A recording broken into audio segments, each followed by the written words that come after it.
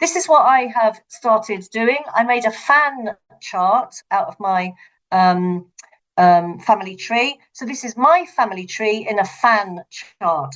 If you are on Ancestry and you go to the top left of the home page in your DNA testing, in your family tree, so Ancestry, family tree homepage, it says, do you want to represent your information horizontally or vertically?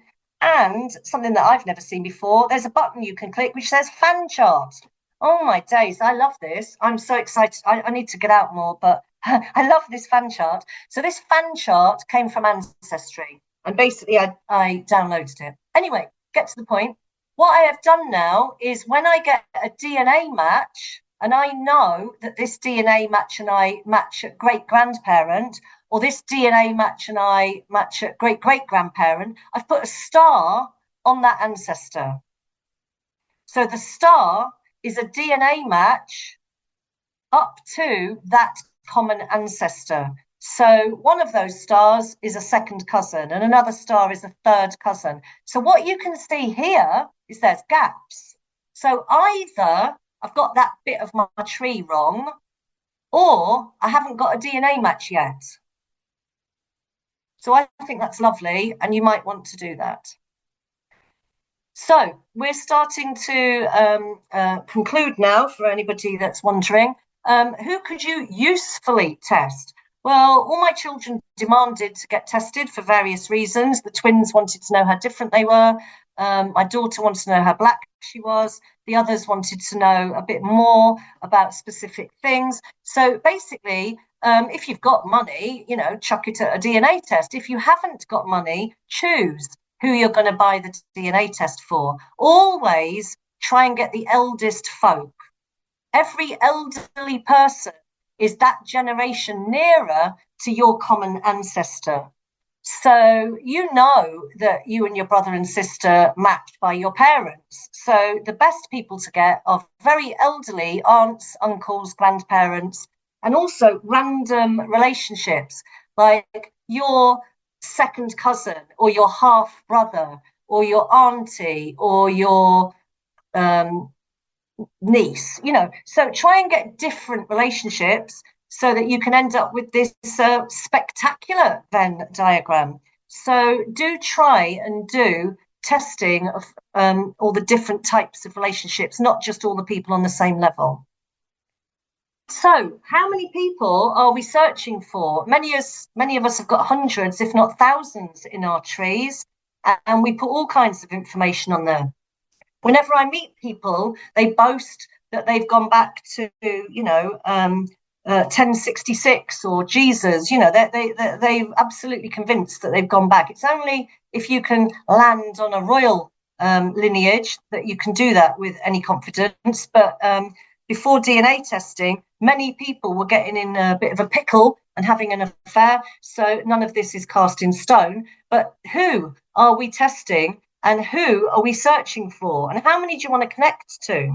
So in my tree, my adopted tree, I've gone back about 7 generations. And in my biological tree, I've gone back about 6 or 7 generations.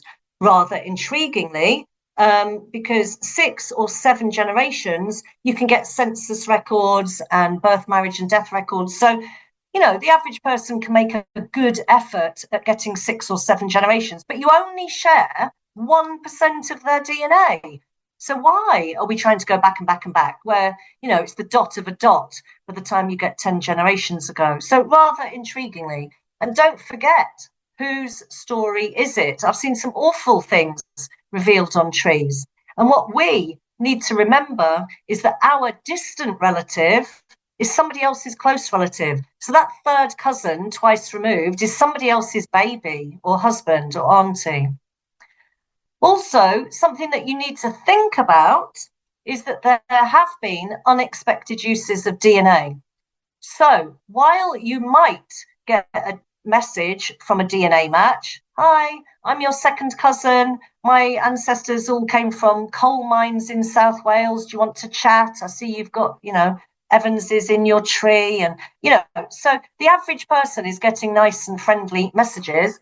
But on occasions, people have been collaborating, and then it's been revealed that it's the police.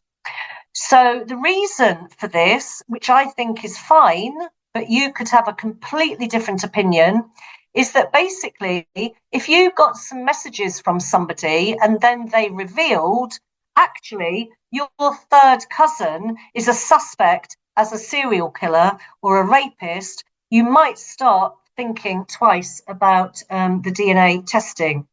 So it has to be declared on GEDmatch that you don't mind this. So you have to have a think now. Do I mind having my DNA on GEDmatch? So the police aren't investigating your DNA. It's only when you match with serial killers. So the average person would say, well, there's no serial killers in my family. But in America, they are pursuing this quite swiftly. And they, within a year, have found up to 1,000 people with cold cases. So these are people who have murdered or raped or molested or a mix of all three. And if you can help put these people in prison, I think this is a good thing. However, whilst I've got my PhD in ethics, this is something that you do need to have a think about. Ethically, and this is one of the last slides, you do need to have a think about involving DNA testing in your tree.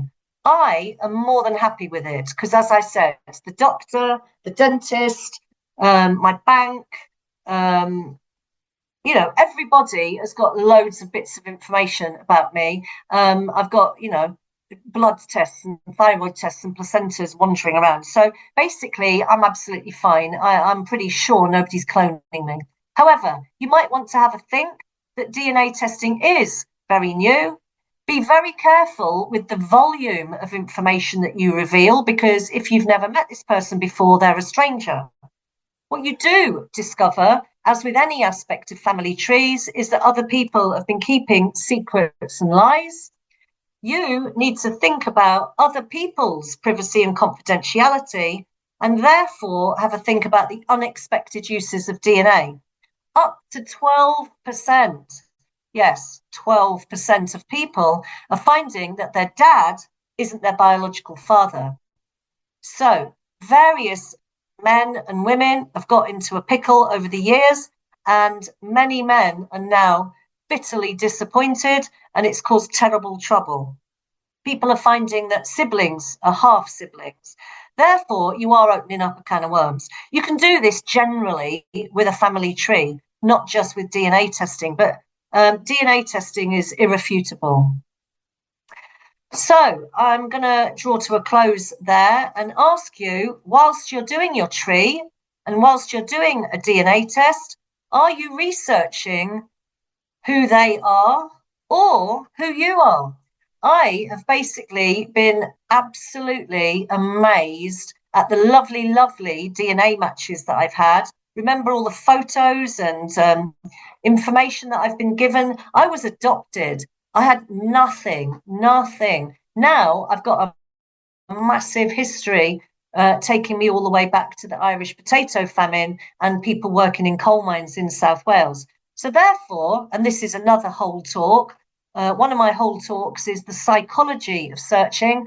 I'd like you to have a think while you're doing your tree and your DNA. Are you researching those ancestors, or are you trying to find yourself?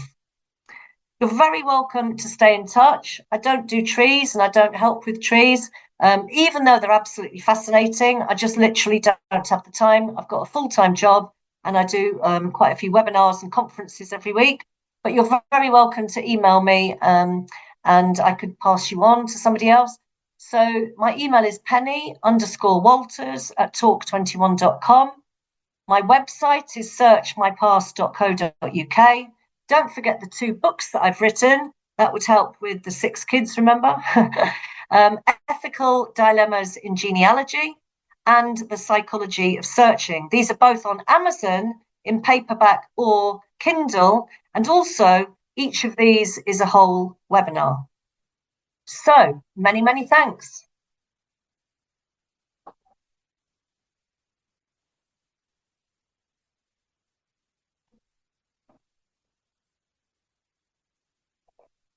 So everybody's on mute. I don't know if the facilitator wants to unmute.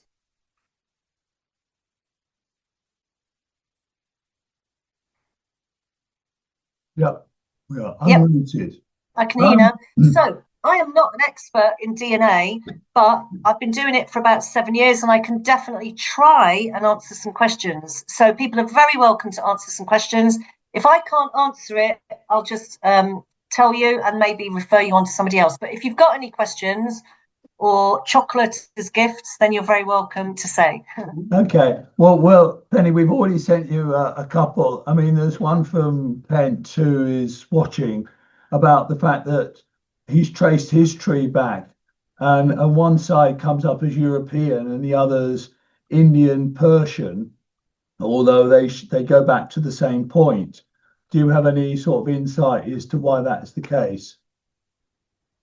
No, I haven't got any insight at all. So, is the person here? They could just give me a little resume. Yeah, that's the one we've already sent through, actually, Penny. Yeah. So I don't help with trees, remember? No, but no. If we can have a little think about the scenario. So what's the scenario? Well, the scenario, I mean, He's here. He can perhaps give us a resume. Yeah, okay. Is that he's gone back about 5 generations. On his side, the DNA says he's European, but somebody who is on the same level, the DNA says they're Indian stroke Persian. All right. Can I come in? Yeah. Yes, that would be great. Thanks. Yeah. I don't know whether I can share my screen because I can show the particular tree. I know you don't do trees. Don't worry. The particular tree that shows this discrepancy. Can I share my screen at all? We can try. I'll send a request. In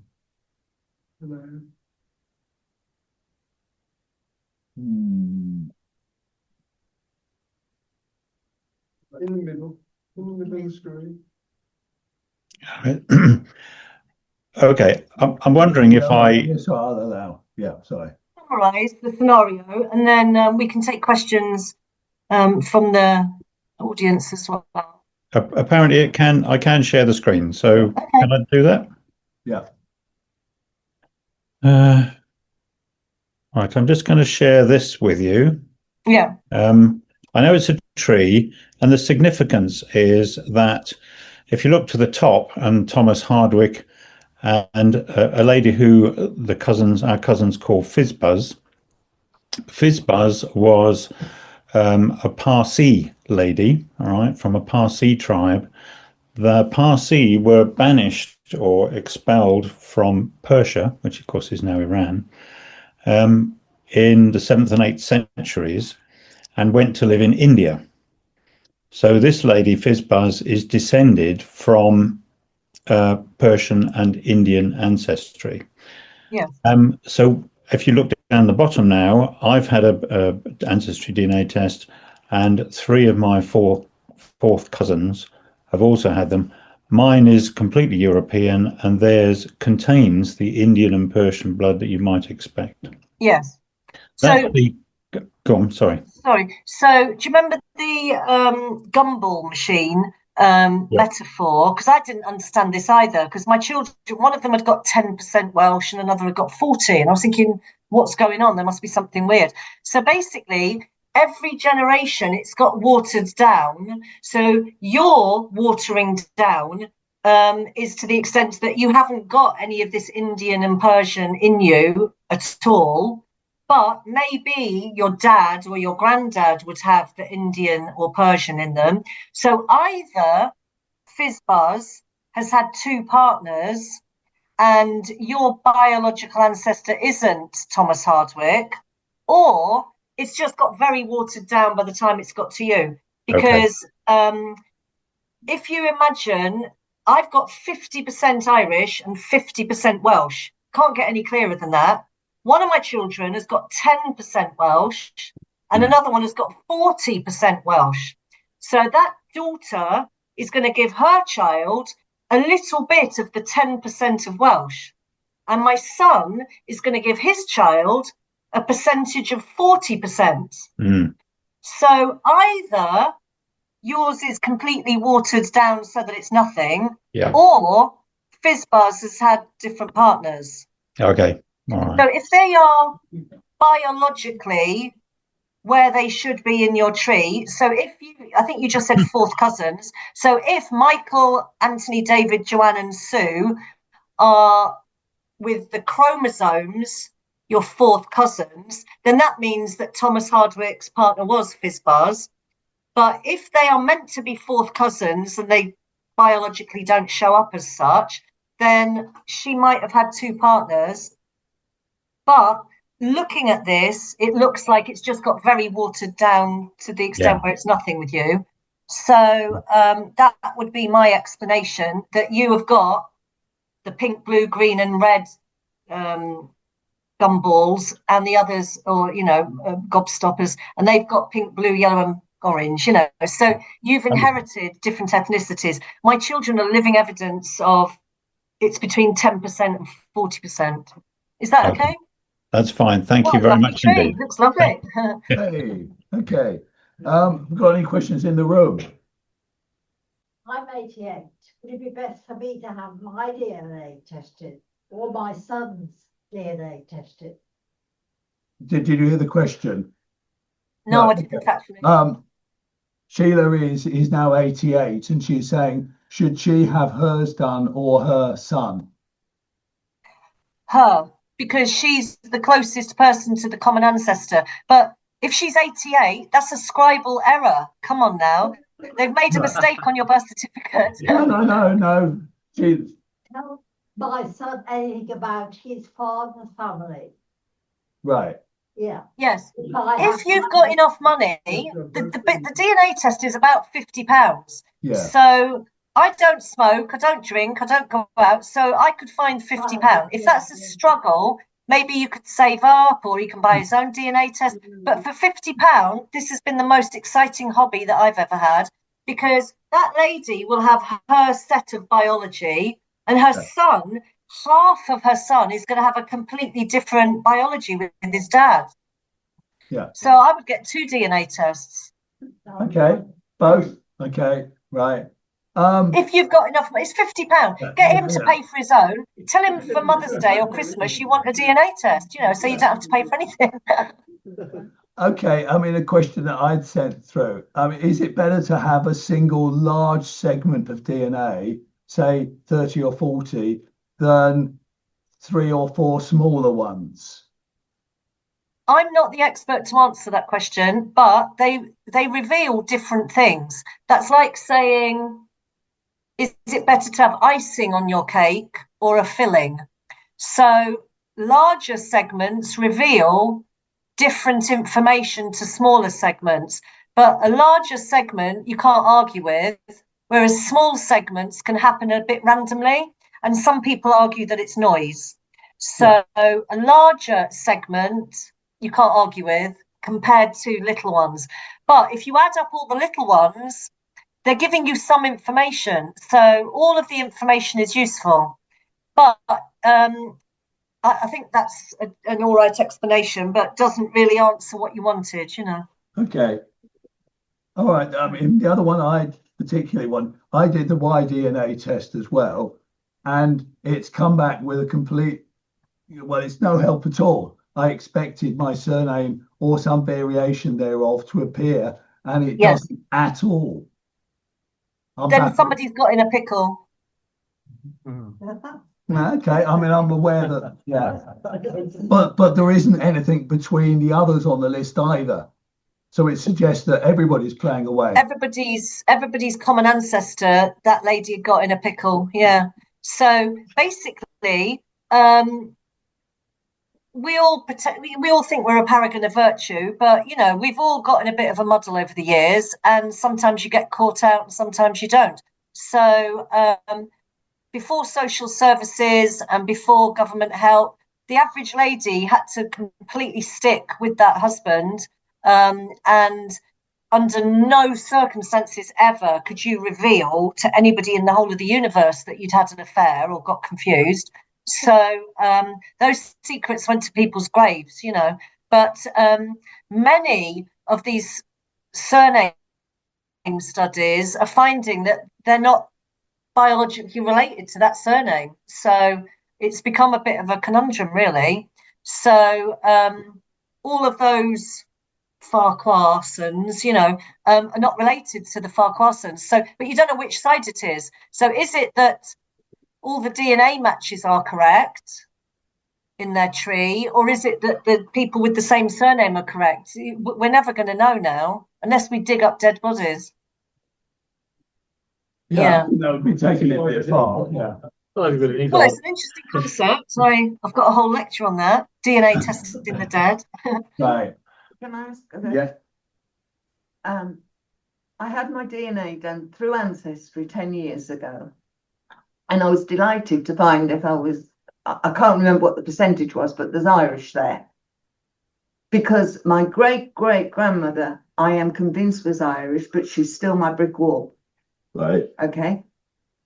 So in my head, that was the Irish connection, plus she had the children baptized in the Roman Catholic Church. There were just little things that I could find out, but nothing about her background. And then about 3 years after this, Ancestry said, actually, this is now your DNA, and there's no Irish on it.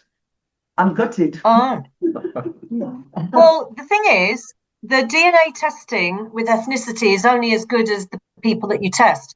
So, for example, if you went to a village in Mexico and said, "Hi, I'm giving you free DNA tests. Who are you? Are you a social worker? Are you to do with the government? Are you trying to kill me? Who are you?" So, if you go to, Edinburgh, or you go to London, you can say to people, "Can you do a DNA test and be in a reference sample?" So when DNA testing started, there must have been 5 DNA tests. You wouldn't have been related to anybody. Then there must have been 50, 100. So now that there's 40 million, the reference samples have got more and more explicit. So they would say something like Irish, then they would say south of Ireland.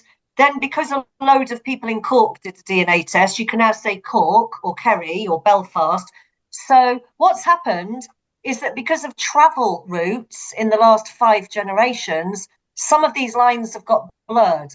So the south of Ireland has got blurred with the south of Wales, and Northern Ireland people have got blurred with Scotland. So about 2 years ago, they had a massive influx. It was something like 10,000 more people in Scotland did DNA tests. So suddenly everybody got Scottish DNA. So a lot of people who had Irish DNA, it got lost to Scottish. So have you got more Scottish now? No. Right. So what came instead of your Irish? I could not find that because it's been 10 years. I couldn't find the chart before. Right. Yeah. Well, basically, the lines get blurred. So if you were born in Dover, you're not far from Calais.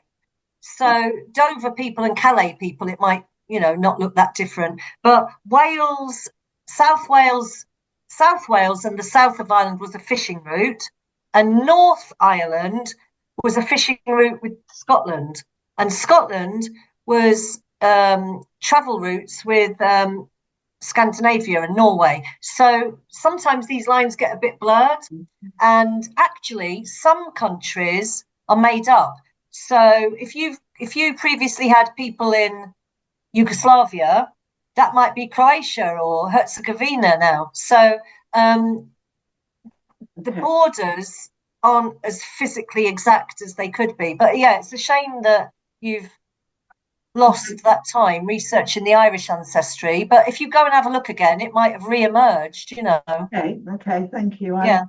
But I'm so disappointed. I know the Irish ancestry, somehow it's a bit romantic, isn't it? I was really excited, and it was only when somebody said it was famine I thought, oh no, I didn't realize that. Anyway, time for one more question. Has anybody got one more question? I think you've given much food for thought, Penny. So did you get the handout? Did I send the handout? Yeah, we've got the handouts. Oh, you've got that. Brilliant. All right then. Well, if you need any clarity on the handout, or you wanted some clarity on something, I can answer those email questions. But I'm really nosy, and I get, like, when I was sent that tree, I got really excited, but I have to just manage my time.